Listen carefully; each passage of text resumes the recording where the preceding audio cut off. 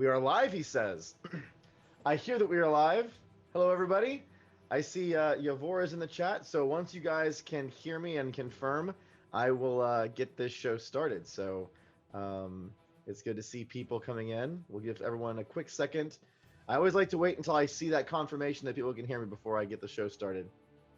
Hooray, Yavor says they can hear us. Hey, everyone. Welcome to the Knights of Honor 2 Sovereign DevStream. We are on DevStream number 12 today. This is, man, it's crazy. We're already at 12. That's a lot of DevStreams. It's getting up there. I'm really excited today. My name is Brad Logston. I'm the senior producer on Knights of Honor 2 Sovereign, and I am very happy and excited today to have Veso with me today. Veso, say hi to everybody. Hello, everybody. Nice to be here. Yeah, it's been a little bit since we've had you on. I know, actually, I don't know if you heard this. You probably did, because you're always good keeping your ear to the ground on what happens with the streams. But you were asked for by name, I think it was last stream. So the people request, and we deliver. It's great seeing you on. I know people were really eager to see your lovely face and to hear your great voice. So it's awesome to have you on. Well, thank you. My colleagues are actually doing better job than me, Alex and George, or Georgie, as you call him. Yeah. Yeah. Thank you very much. It's a big honor for me. Yeah, we've had quite. It's been a lot of fun having different people from the team come on. I've been really happy that people have been willing to. I know sometimes you can get a little bit camera shy jumping on a stream. I definitely get that, but everyone's been really pleasant and eager, and I think the community at least has really enjoyed it. So I have to ask, and I know we were talking about this right before the stream started, and you were maybe thinking about changing it, but you got a very unique background on today. It's like you're in a dilapidated workshop or something. Is this where your mind's at right now? Are you like in the scaffolding trying to what's the story behind it?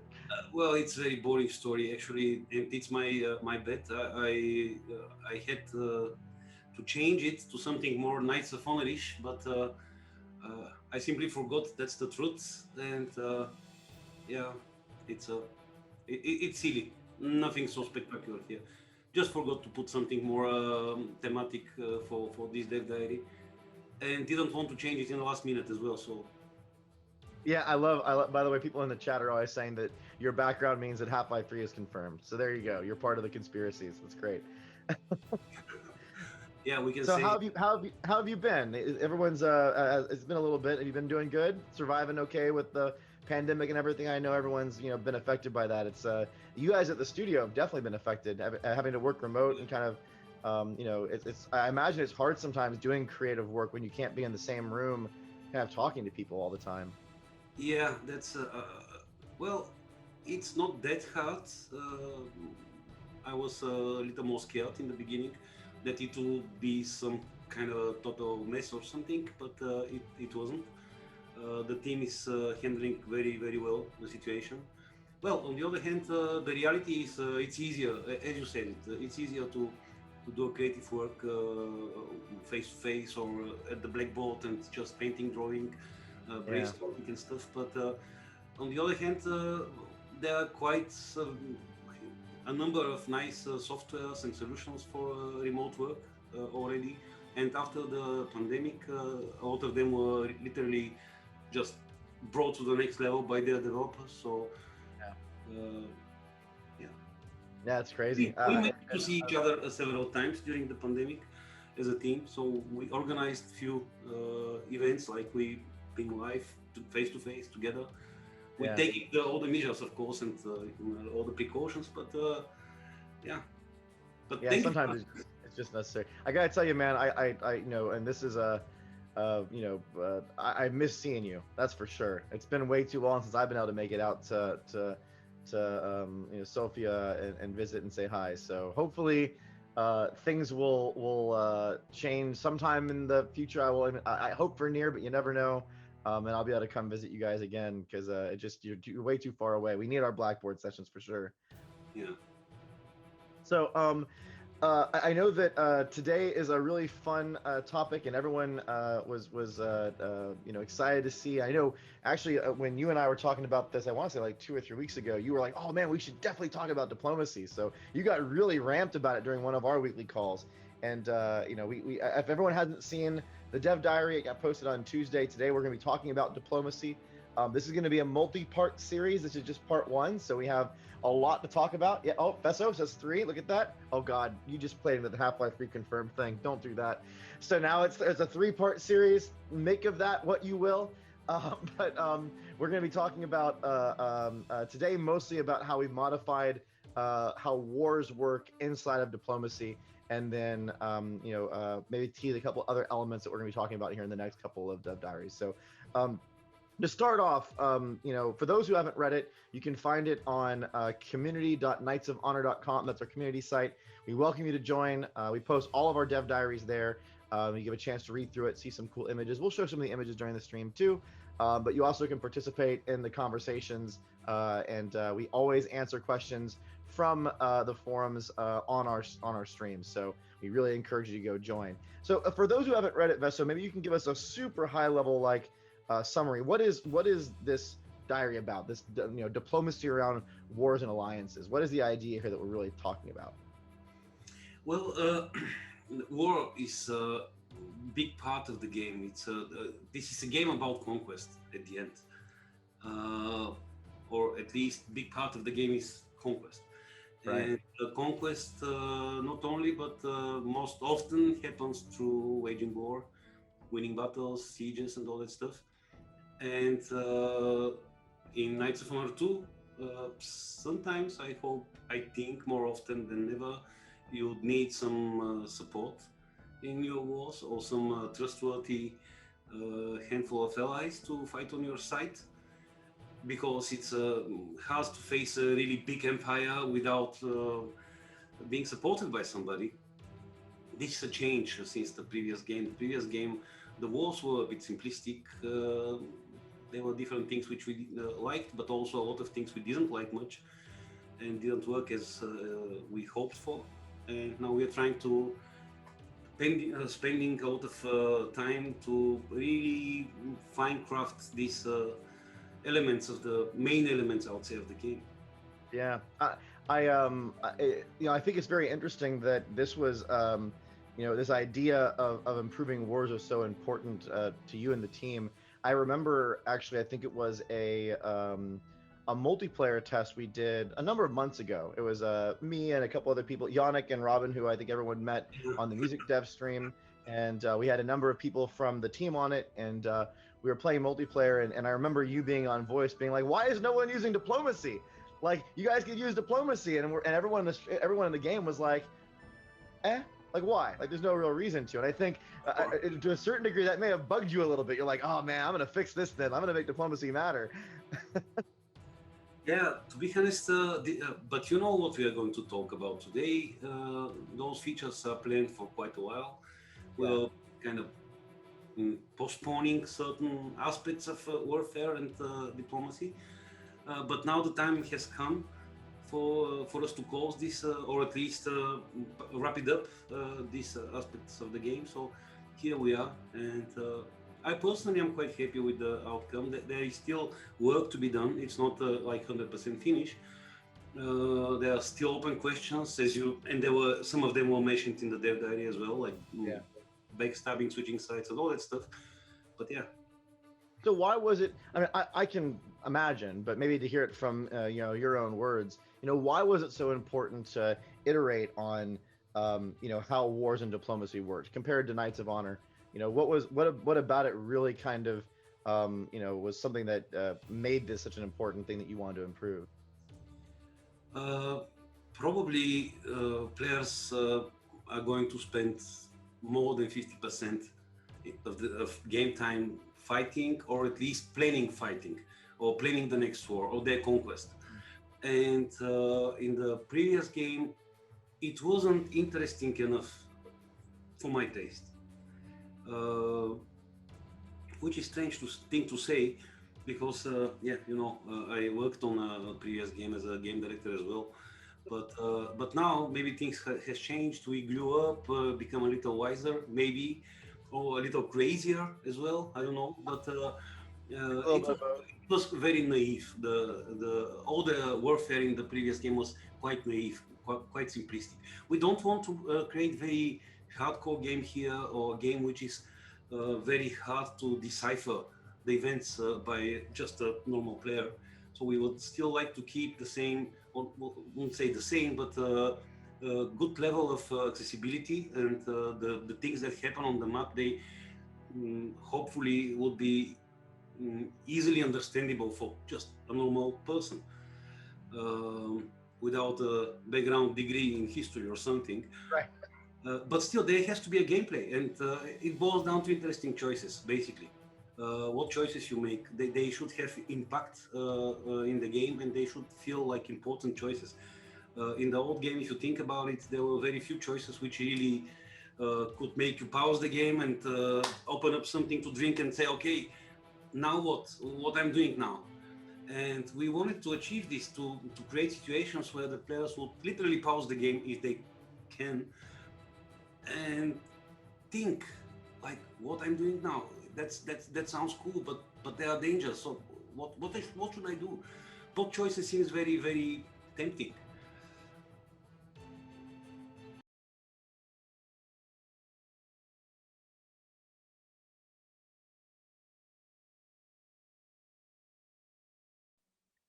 Bezo, can you hear me?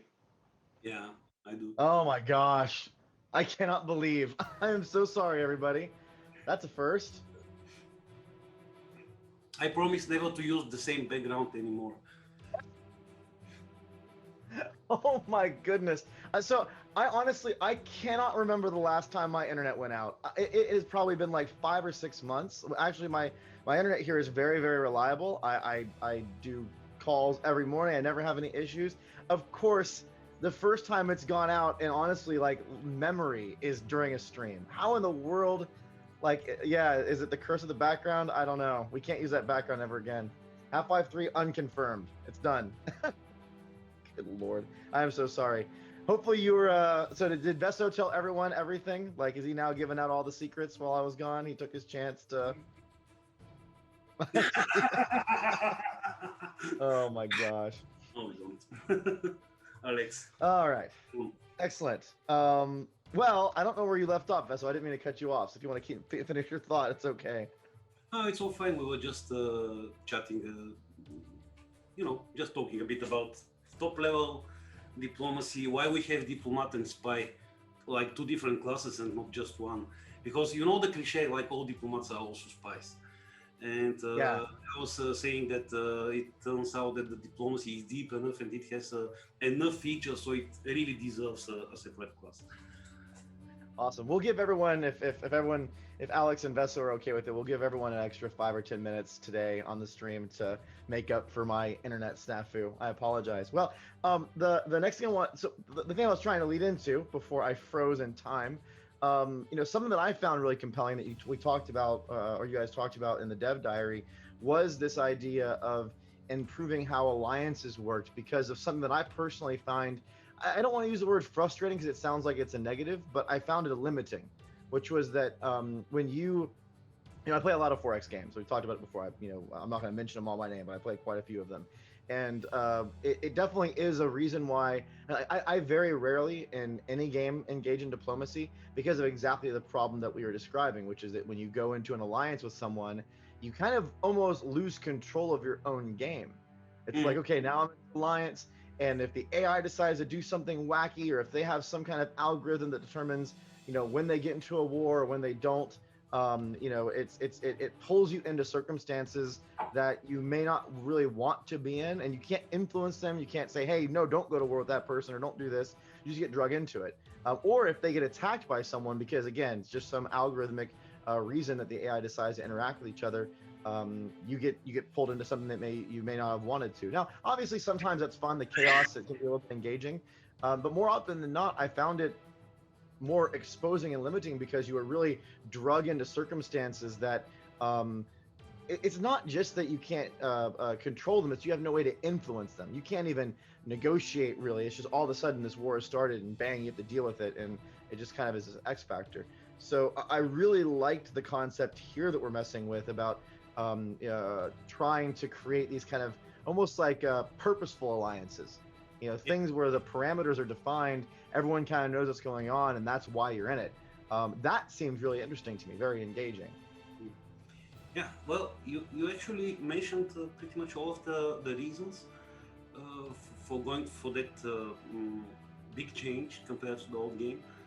And a very, very serious example in the old game, I really avoided signing any alliances. Oh, For really? Yeah. yeah, and I was always feeling a little like a little failure in terms of game design here, because if you think about it, there are two ways. There were two ways to go with the old game. Even you completely avoid and ignore this feature of the game because you don't want to be dragged into wars you don't want and you don't have a control. And second thing is, which was even worse. Then okay, you can go in any alliances, you can do whatever you like, you can break them, you cannot honor them, and what happens? What's the price? It was ignorable. I mean, like Yeah, your yeah. kingdom power drops, and then you just click several times, and you get have it back. And there was some relation changes, but for one reason or another, they wasn't as important as they should have been. Compared to the new game, now the relationships with different kingdoms are much more important. And it didn't feel fun. The alliance was like marrying somebody you don't know and don't control for eternity. That's how it felt. Not really a good deal, basically. So I Yeah. didn't get any reason to sign alliances. I couldn't find any reason. And actually, if you think about it, there were several in the old game. There were like several aspects blended within the single feature, which by nature are not blendable. For example, what was the alliance? What is the alliance? Maybe a promise to defend each other. That's one thing. But then attacking somebody and dragging the other party in the war with you, that's not exactly a defense. So it's one thing to organize some kind of alliance to defend and attack somebody. It's completely different thing to promise to defend each other. Those are separate things. And I believe also in reality and history, and as much as we know from real historical cases, which don't make me quote many of them, but there are many of them, which kings were promising not to attack to each other for a while or to defend against common enemy. Notice common enemies. That's the key here. Not Yeah. just about anyone, because let's say me and you, we wanna defend, promise to defend each other, but well, I want to know the enemy. Yeah, yeah, definitely. Want you to be attacked by aliens, and suddenly I'm at war with aliens. That wouldn't be fine. And Yeah, it makes a lot of sense too. I think, by the way, yeah, it's the audio issue is my fault because my internet crashed, and so all of the carefully manicured settings that our producer in the background put together got trashed. So I think he probably has it fixed now, and you guys can hear Veso hopefully just fine. There was an audio issue on the stream, I guess, where you were too quiet for a second because when I rejoined, all the levels got messed up. So the yeah, I mean, it makes a lot of sense, and something you mentioned here, I think, and one thing I love is we admit we talk about the things that don't work sometimes too, because it kind of helps people understand our process. And you were talking about how kings make these relationships. In the DevDiary, we actually it looks like you guys experimented with having alliances actually based on a king's life, oh like yeah, kind of making it about the legacy of a king, and that didn't seem to work it from what I was reading. Can you talk a little bit more about why that didn't work? I mean, obviously the where we land is a really cool idea, but at that time you hadn't had that idea yet. So, what was it about that what did you were there things about it that you liked? I guess as well. I guess another question to it. well, it basically had the same issues inherited from that naive idea for what alliance is.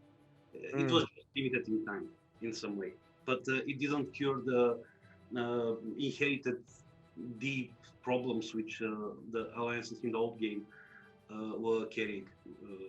So no, so we yeah, through this we didn't implement it actually too much, just yeah, it was maybe a a design. little, but it wasn't very long.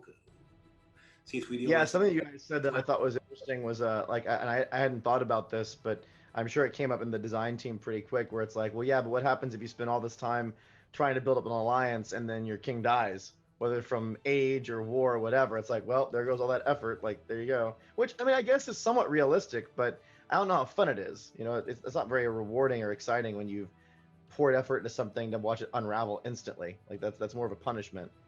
Yeah, yeah. Now alliances and allies, those things exist in a context of a war, or a future war. But there are two important things to mention. This particular diary is literally about wars and alliances, and not about this peacetime diplomacy, which you mentioned, I guess, at some point. So, uh, so it's ally is a kingdom which fights with me and supports me in a war. That's an ally.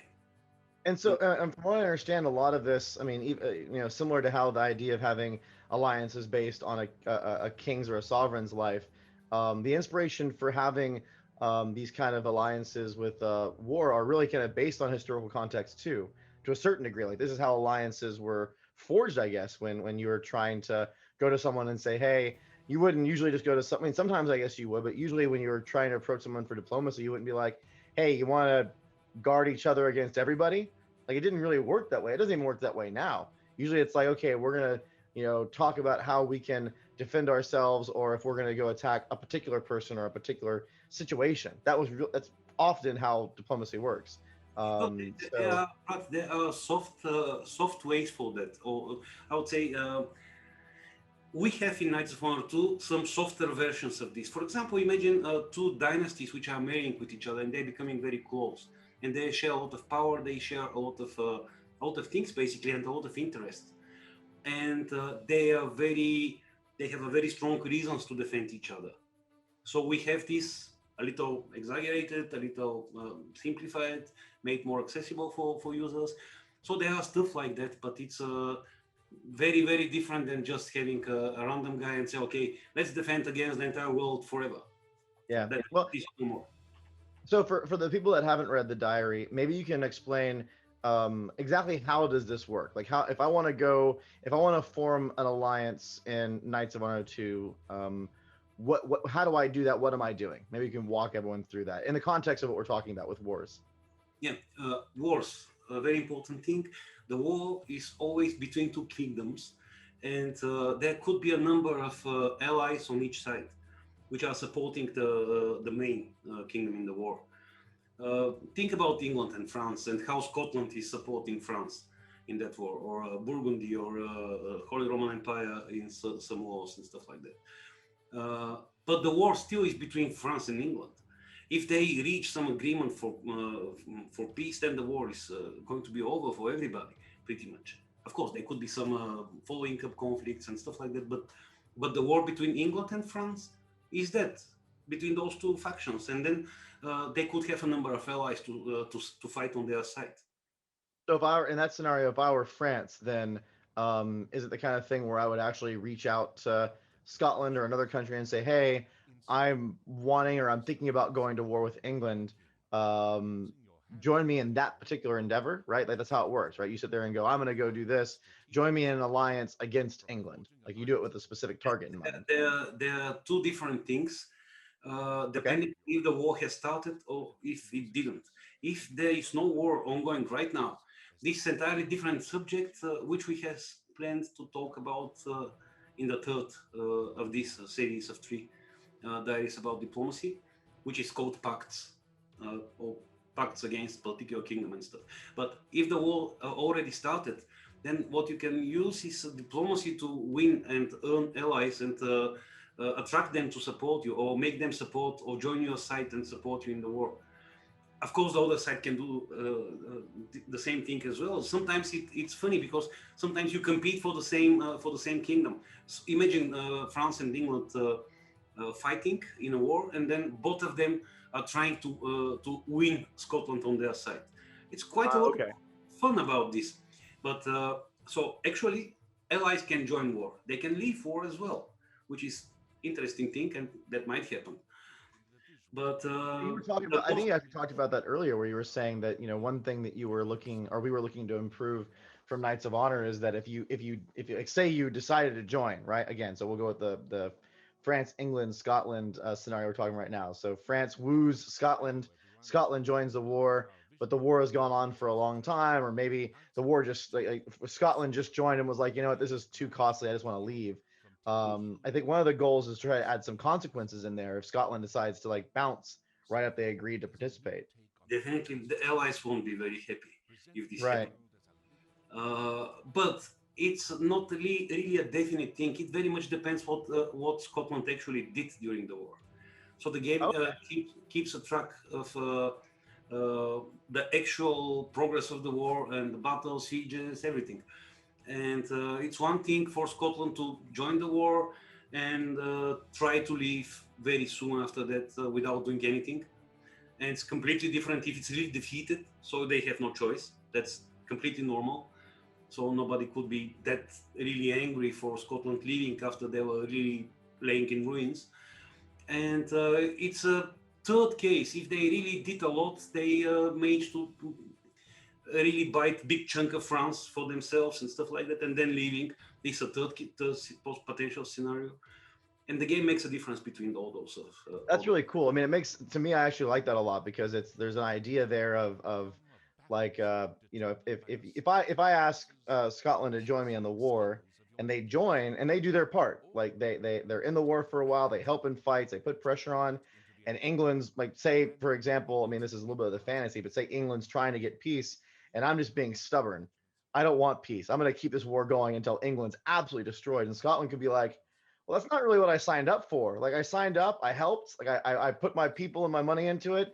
I've done my part, and now I just think I don't want to be in this anymore. That really shouldn't be the same kind of consequence as joining the war and then leaving right away because you kind of like under almost like false pretense, like you backed out of your agreement.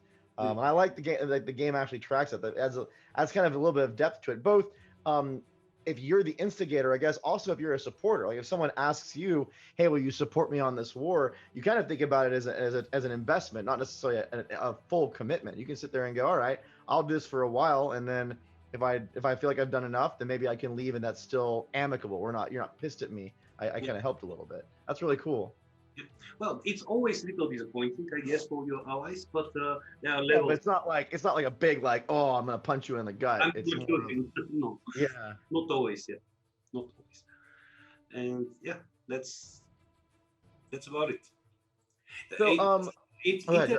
interesting. Sorry, as a player, you could be on any side here. You could be a supporter. You could be a main side in the war. Depends how. Right. And the gameplay is could be quite different depending where you are in this particular war.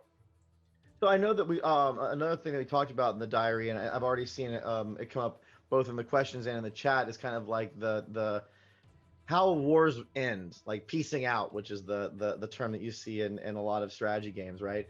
And when you're trying to piece out of a war, I guess there's different parameters to it. Like, one thing that I noticed that we specifically talked about in the diary is that the wars, like you said before, are really about the two main combatants, the two leaders, if you will, the two main, and then there's supporters that go on those sides. So if I'm a supporter and I'm fighting another supporter, I can't really negotiate with that other supporter. I can only negotiate with the main kingdom in the war, that like the main enemy, not the supporting enemies. Yes, yes, that's right. This is one of the aspects of the entire diplomacy and warfare, which we were really iterating a lot, and it's a compromise basically. Mm. Those other variants, which are turned more into a reality or closer to reality, uh, very easily escalate into a big pile of spaghetti, which are hard to decipher by just normal player. I will give an example. Let's go back to France and England, and Scotland. So let's imagine France is fighting England. France has on their side Scotland, but England has on their side Wales. And what will happen if Wales and Scotland, the both supporters, if they sign peace between each other? And then there is a battlefield. You see the English army approaching, the French army approaching. They're starting a battle, and then Scotland is joining the battle on the side of France, and then Wales is joining the same battle on the side of England. And what happens on the battlefield? The Scottish and Wales troops are not going to fight each other. Uh, Yeah. it's a rabbit hole. It's very easy Yeah. to dig down and got lost forever. So we had to find a place to cut, still to keep a lot of entertainment value of all that stuff, and keep a lot of interesting choices, and this a lot of room for people who like to be clever, witty, and play behind the scenes with diplomacy and interesting agreements and stuff, but still cut it at some point where it's still understandable for just a normal person. Yeah, yeah, I like that. I mean, I appreciate that because I mean, you're 100% right. I mean, there is a little bit of realism in those scenarios, and I think in some ways they can be fun as a fantasy. But when it comes to actually figuring out a way to cleanly communicate that in a game and build a UI and a set of systems that allow you to understand all those complexities, it just expands and expands and expands, and you almost lose the fun. You're so wrapped up in trying to figure out all these details, and it makes like the learning curve really large, and it adds maybe a little bit too much, even though the idea may be really cool. I appreciate that. So I guess what it really comes down to is like if I'm at a war, if I'm a supporter in a war, I'm really kind of committing myself to the actions of my leader and them going through peace, and then I'm committing myself to negotiating with the enemy leader. Okay. And I can do that separately. I can sit there and negotiate peace with them separately if I want and decide to bow out, or I can wait for the leader. So as a leader of a war, and I know we didn't talk about this in the diary very much. So if you don't, if you can't share some of the ideas yet, that's fine. But I'm curious, and I know that it came up as a question from the forums. What happens to the supporters when the leader decides to peace out? Like, does the leader actually negotiate for the supporters? Is it like a multi? What is the idea there when it comes to if I'm Scotland and say I've taken over an English territory, and then France decides to end the war? Like, what happens? Is that on the table for me to get? Like, how does that? Is there any ideas on how that works yet? Yes, there is a very good idea about how it works. Basically, and it actually adds a lot to this strategic thinking of how you are going to enter wars, leave wars, and how you plan your campaign ahead. Actually, what you conquer remains for you. There Okay. are other games which are making much more complicated schemes for peace resolutions and stuff. With Knights of Honor 2, it's a bit more simple, but a bit more fruity, I would say. It's really tasty. There is a little competition between allies to who is going to grab what. And How about a grabbing race? land is kind of, well, it's not exactly a race because of other reasons. How the allies are placed on the map, who you choose as ally. For example, you lead a war and you need some allies, but you don't want those allies to compete with you for conquest. Maybe Right. choose them better. Choose somebody which is on the other side of far away from your front of action, so to say. So there is a lot of thinking how you can maximize your gains in the war. Uh, you, of course, if you're very weak, you can put somebody to front the enemy literally and stay between you and him. Of course, it will be hard to achieve diplomatically, but you can still do it. I Uh, see. but then you'll have hard time conquering for yourself and advancing in the enemy territory. So there are a lot of options here. But to your previous questions, just to mention one thing, maybe not going very deep into it, but let's say the France, England are fighting Scotland and Wales, this scenario. And let's say the Wales really, really, really want a peace with Scotland, but they cannot achieve it because they're both supporters. There is Okay. still options in the game. You can leave the alliance. It won't end the wars completely, but it will make you a main side. The war just will split and you'll be now the main side. And you'll have to deal with both France and Scotland. In terms of warfare and armies marching, there is no change. You fought them before that as well. But now you have the option to just go to Scotland and say, "Hey guys, let's end it. Let's sign it." Okay. You can leave alliance, and the war will split, and you'll have your own fate. It has pluses and minuses, of course. I mean, pros and cons for doing that. Yeah, yeah. So if like so I think if I understand it correctly, if I'm a supporter and I'm attacking someone and I take territories, those territories are still mine. When the leader negotiates peace, the peace is just as the world is at the time the peace is declared. But the parameters of the peace are really between the two leaders to determine. The supporters don't really participate in that. They more are For kind of some, on the for some sidelines things they, watching a little bit. yeah, for some things they do. So if there is a, let's say, a big gold tribute or something, then it will be shared. If there are Oh, okay, okay. there is a spoils of war like pillaging and sacking towns and all these nasty things done. Also, a lot of or some of the supporters will see some share of this, not necessarily all of them. So wait, I didn't. That's a really interesting question. So, um, what about the if I'm the defeated side and I have to pay tribute, is that only paid by the leader, or is that also shared by all the supporters, or do we not know yet? Well, right now I can tell you how it is right now, but it's paid by the leader, By the leader, right? Okay. main guy. If this will be changed later or not, I still don't know right now in this very moment. It's probably it makes sense, but It we could be also don't interesting if you think about it, because like imagine. Sorry, I'm spitballing now, which I know is always a little bit dangerous on these streams, but I find it fun.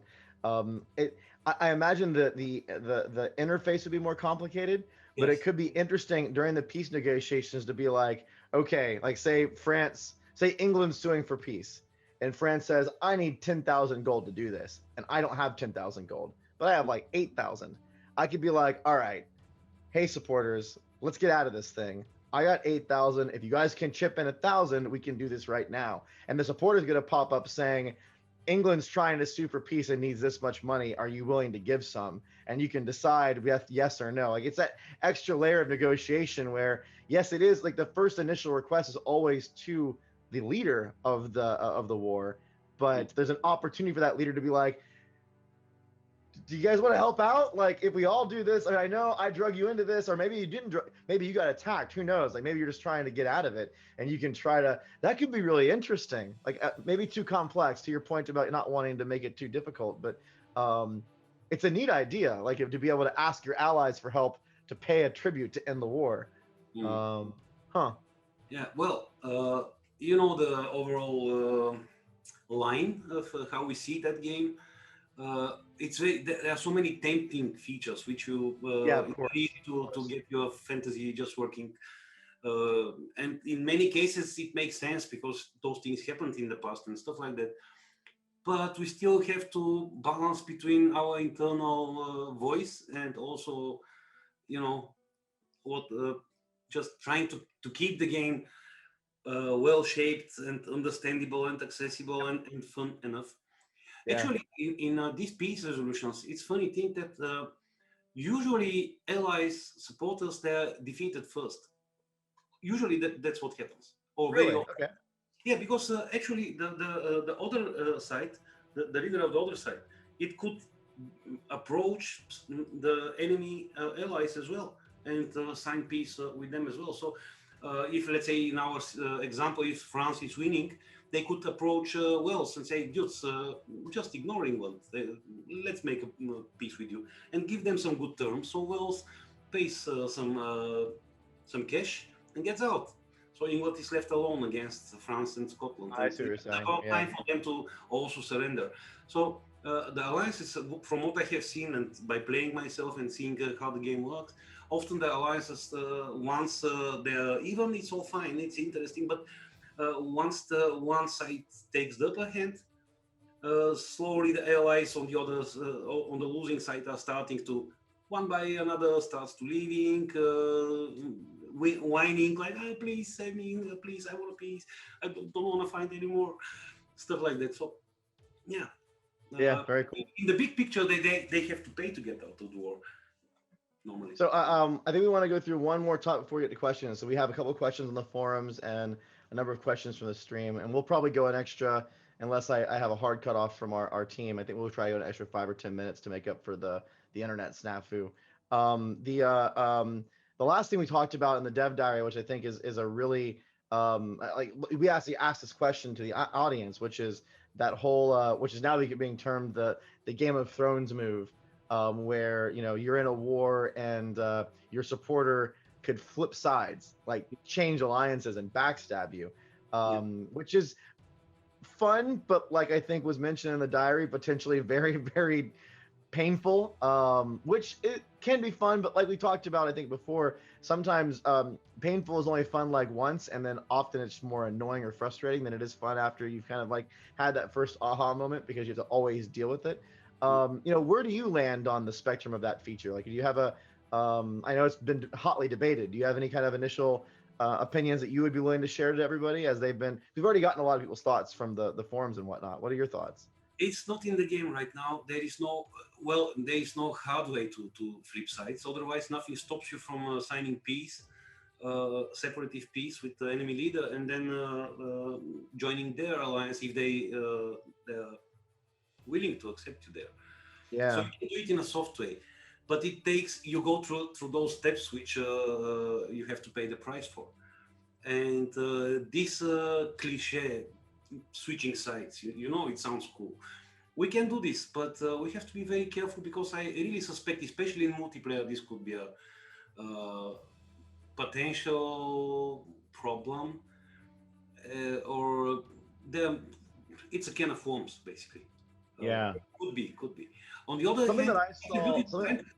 Sorry, go ahead. No, I'm done. It's a beautiful fantasy. I mean, it's interesting fantasy, but it Something that I depends. thought about when this idea came up was more like, it reminds me of settings in certain games where it's like, and I think actually someone was talking about in this in the forums, where the feature sounds awesome, but I think it matters what kind of game you're trying to play.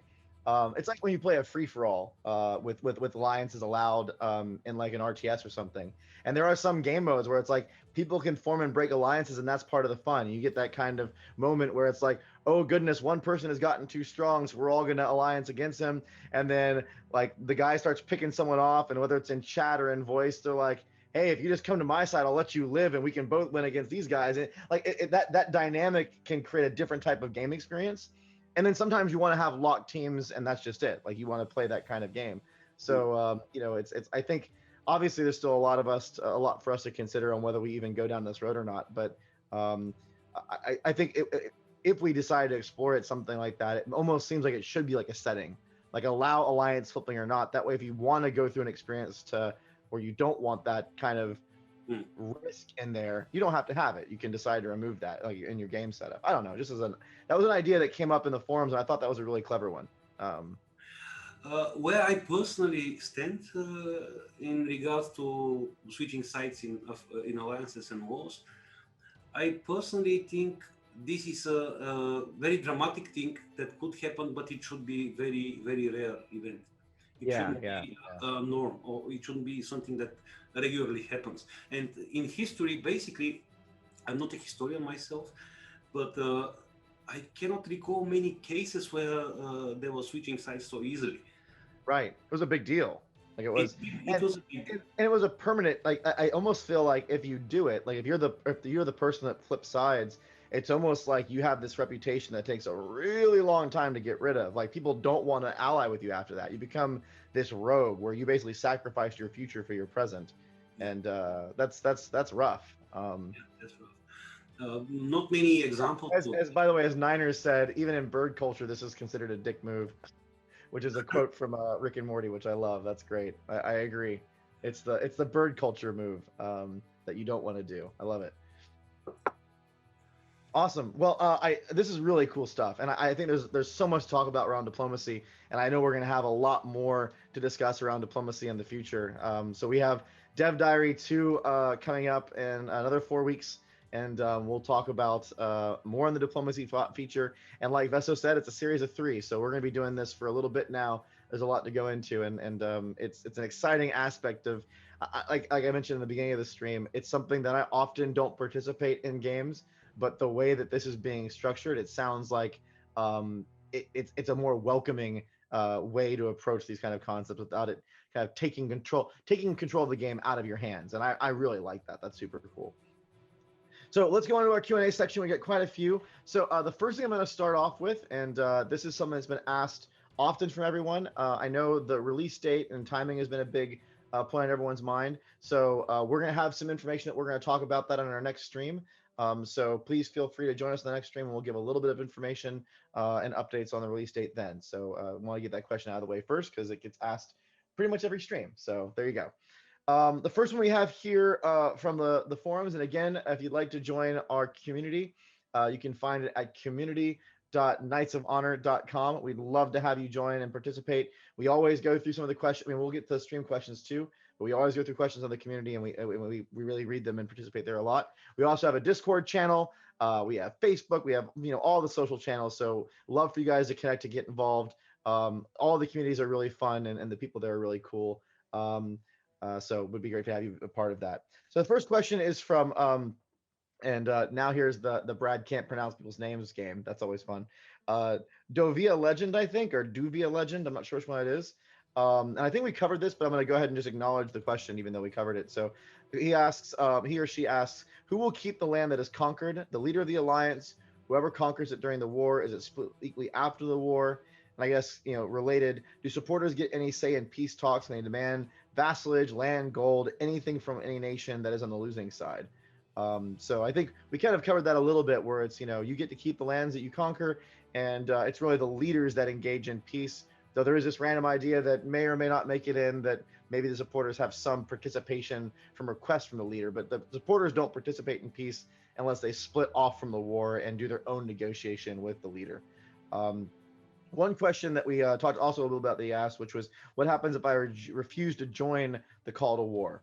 And can I punish someone that does not want to join my call to war? Or will there be no repercussions if you decline it? So we talked about breaking the alliance, but when someone calls you to war, can you just say no and not go? And does that have, a repercussion to it as well? Yeah, normally you can say that. Besides just a little annoyance, there is nothing really harmful for rejecting supporting somebody in war. But it very much depends. If your leash asks you to join a war, then it's a different story. I mean, right. And we said we were talking about the pacts and the peace side of diplomacy is going to be on another diary. So I guess to answer that question, we're going to talk about this later, about what happens if you're in an alliance with someone before a war starts and what the actions are and the consequences are. We'll be talking about that later, I think. Yeah, later. Okay, cool.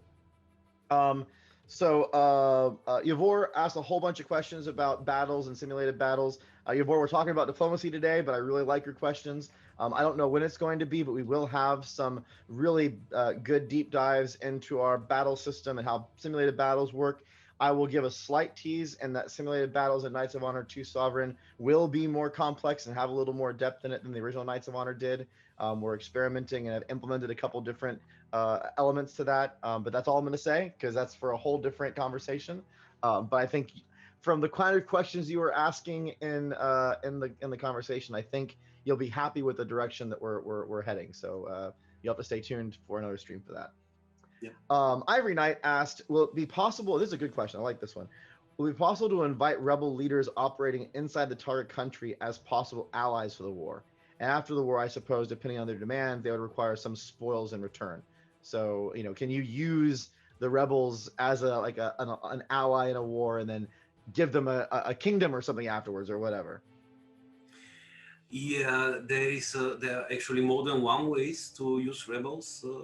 Also, rebels is a big topic, and it's a DevDiary worthy. I mean, there is a lot to say. We did one already. I think we actually did a DevDiary on rebels back a while ago, so we probably need to do another one. There's even more to talk about. Another one, because a lot of new things were added to this, and yes, short answer is yes. You can use rebels to support you in war, or even outside of war. You can send rebels to a foreign kingdom without being at war. Of course, this might lead to a war, so be careful. But you can do this.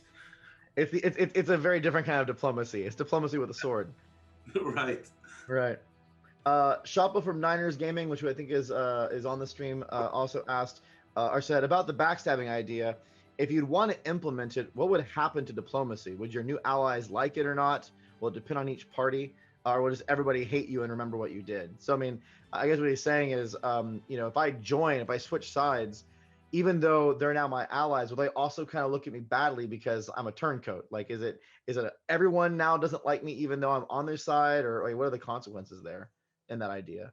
Yeah, well, as we mentioned, the switching sites, directly switching sites, is right now not in the game.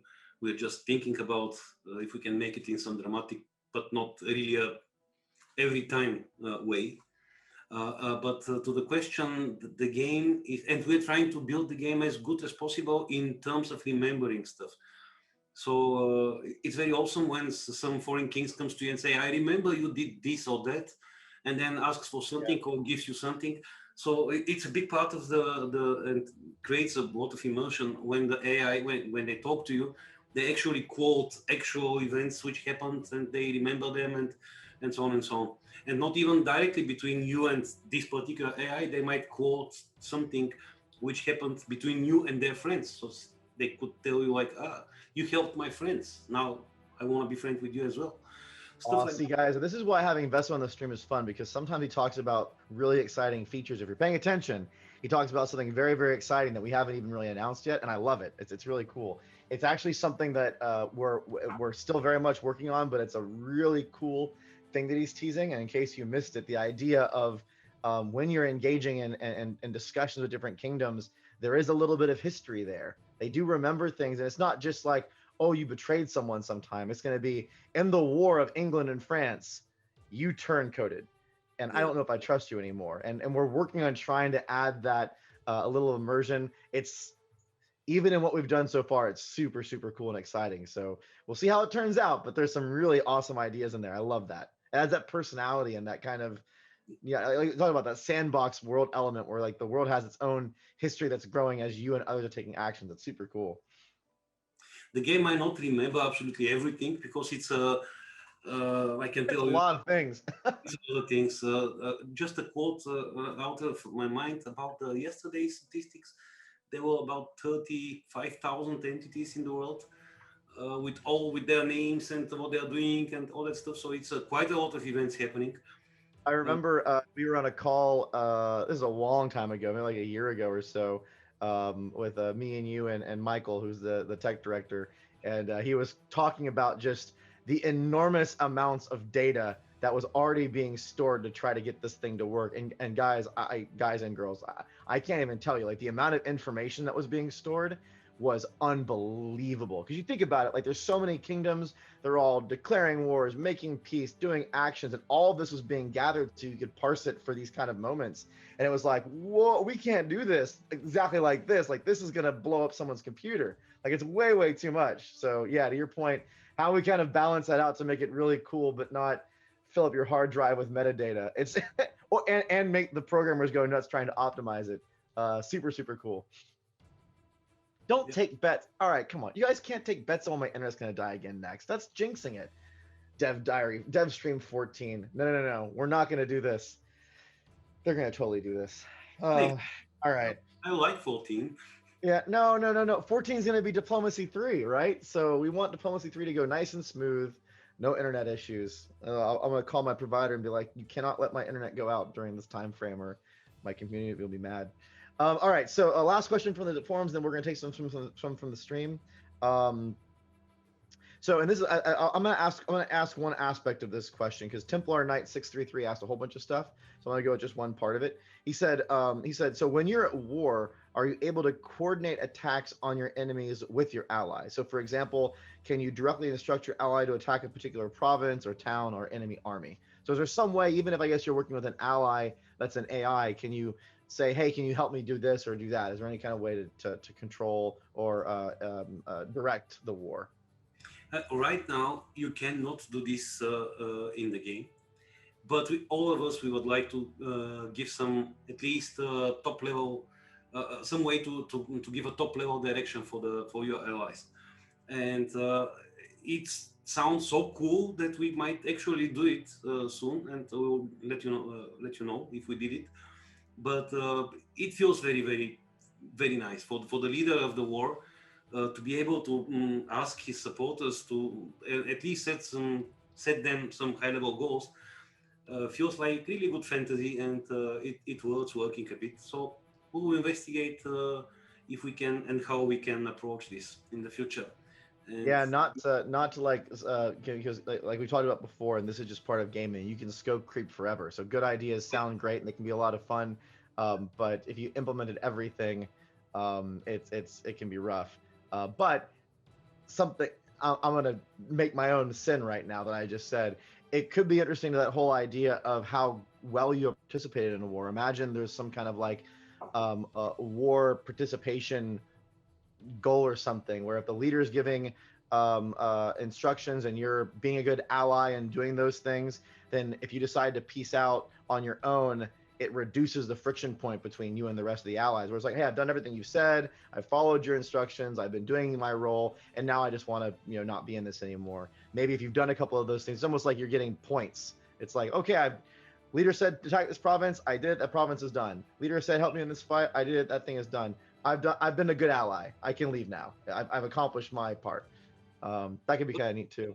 not making any promises here, please, guys. Don't take it as a promise. Still, we have to balance between time Yeah, and yeah, features, and we don't want to, medieval is a very interesting period. I yeah, think if you want to really capture all of it into a game, that will be the biggest project on earth. yeah, absolutely. So let's go grab some questions from the forums. One question, and Yavor, if I start talking about it too much, I'll start getting very depressed. The Braves did okay. We made it to Game 7 of the NLCS, and we lost in Game 7, and it was very sad. I was there for the last 4 games with some family, and because they allowed very limited people in the stadium. It was all social distance. Only a third of the stadium was full. Everyone wore masks. It was done very safely, but it was really tough, and I had a tough week. I'm still trying to recover. I'm not quite there yet, but that's okay. I won't. If I get into it, I'll go off on a thing, and it's not good. So questions from the stream. So let's see what we got here. Um, so Kartacha, I don't know if I pronounced that right. Said, would it be mandatory to engage in diplomacy in KOH2, or would it be viable to just go full berserk and play by yourself? Well, shoot. Okay. Thank you, Alex. We'll move on. Let's see here. We answered that one. We answered that one. Wow, we're doing a good job answering. So Yavor asked about stopping war between the peacemakers and can you play peacemaker, stopping allies in war? We talked about that. Frosty Food asked about leaders making peace or can supporters decide? We talked about that. Let's see here.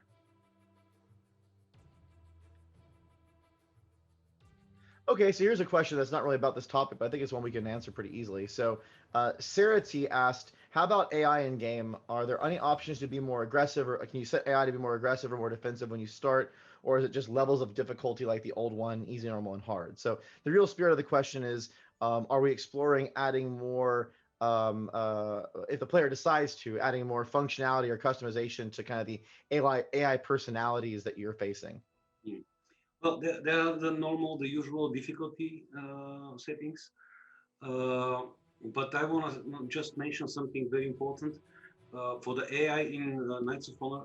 Being a real-time game, at the end it's a real-time strategy game, ground strategy, but still it's a real-time strategy game. And we are approaching the AI with having in mind that the goal of the AI is not to destroy you or kill you. Otherwise, at the start of the game, just your neighbors could send you one army each, and then you're done. It doesn't matter which empire you picked in the beginning. So that's very important, and it's actually, I really hope I'm not going to destroy some part of the magic here, but we are really spending a lot of time to balance and tweak the AI so we make it a very tough enemy and very tough, and sometimes totally able to steamroll you. But that's not its goal. The goal of the AI is to entertain you at the end and Yeah, I see think another behave logically. So everything that happens with the AI at least should have some explanation in your head, and you should see the consequences. Like, I did this, and now I'm having this. Okay, I can see the link between those two, and I know why they're attacking me because I betrayed them in the past or stuff like that. Yeah, another element that's I'm not sure if Sarah T is still on the stream, but It's a lot more complicated for our game because I mean, how many kingdoms are there right now in the world when you start? It's like 100 something, About, roughly. yeah, roughly. Um, Less, but so I yeah. mean, it's not like you can go and set 100 different AIs by yourself. So you know, the way that we really structure it is that you do pick a difficulty level, which kind of determines the layouts of the way that the AIs can, like how challenging they can be. But each individual country has their, or kingdom has their own personalities, and there's too many of them that you would be able to customize. And another added thing about this, and I think this is actually a really cool aspect of Knights of Honor 2 Sovereign, and honestly, it was a cool aspect of the first Knights of Honor. Sovereigns really drive the personality of the kingdom. So you may have a kingdom that's very aggressive for one generation, and the next sovereign and the next AI may be more passive or more friendly or more of a merchant king. So the AI's behaviors are not static during the game. Now that said, I think there may be something that we haven't talked about very much, which is interesting to consider, which is, can you set the overall aggressiveness or passiveness of all of the AIs? Like, can you increase the number of, like the chance of an aggressive king being a king of a kingdom, or decrease that chance? And that's actually maybe an interesting idea.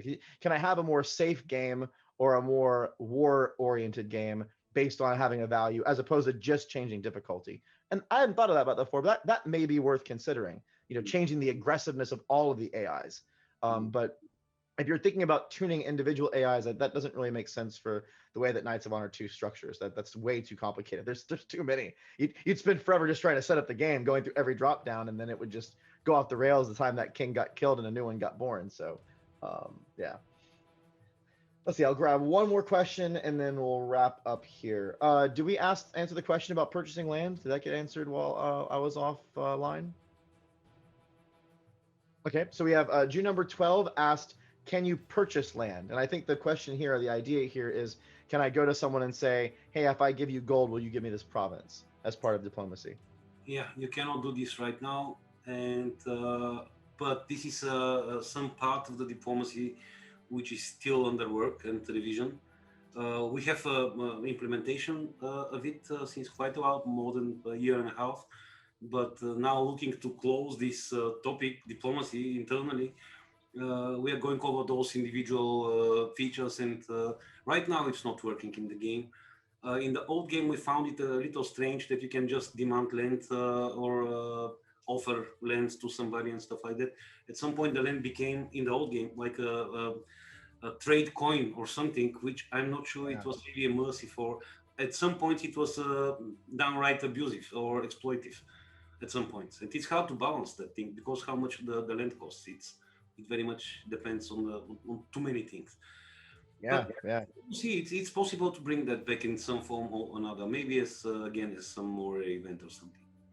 Yeah, I remember we talked about this one-on-one a long time ago. I mean, I think you're right. It was like over a year and a half ago where I remember having a long discussion about it, because there is kind of this, you have to almost add an evaluation to land, and players are going to figure out what that number is eventually. They're going to know how much gold they have to offer in order for the AI to agree to it.